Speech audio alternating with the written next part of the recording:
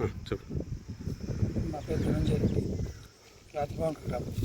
మేము బొప్పాయి 4 ఎకరాల్లో 1 ఇయర్ అయింది ప్లాంటేషన్ చేసి. దాదాపు ఇంకా 50-60 టన్నులు ఇంకా బొప్పాయి అలాగే ఉంది. రాత్రి అకాల గాలి రావడము, వర్షం రావడంతో మొత్తం 100% డ్యామేజ్ అయిపోయింది.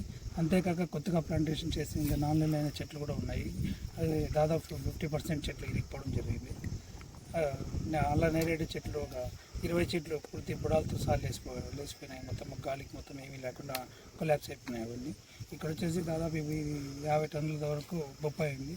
ఈరోజు యావరేజ్గా 8 రూపాయలు తీసుకున్న 4 లక్షల నుంచి 5 లక్షల వరకు ఇక్కడ ఒక్కటే డ్యామేజ్ అయింది. అది కాక దీనికి పెట్టిండే పెట్టుబడి కూడా ఇంతవరకు తీసుకునేకే లేదు.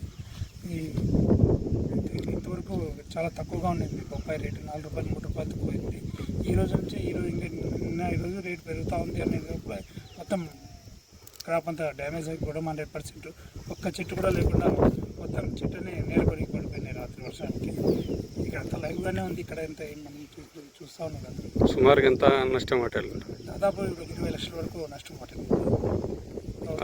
అధికారులు ఏమన్నా వచ్చిండ్రా? అధికారులు ఇప్పుడే విఆర్ఓ తర్వాత ఆర్బీకి అసిస్టెంట్ శారదా గారు వచ్చి చూస్తూ ఉన్నారు. ఇప్పుడు వచ్చినారు, వాళ్ళు కూడా చూస్తూ ఉన్నారు. ప్రభుత్వం కొద్దిగా ఆదుకుంటే కట్టుకోవడేది కష్టంగా ఉంది. మొత్తం వ్యవసాయ పైన ప్రస్తుతానికి ఆధారపడి ఉన్నాము. మీ పేరు చెప్పు.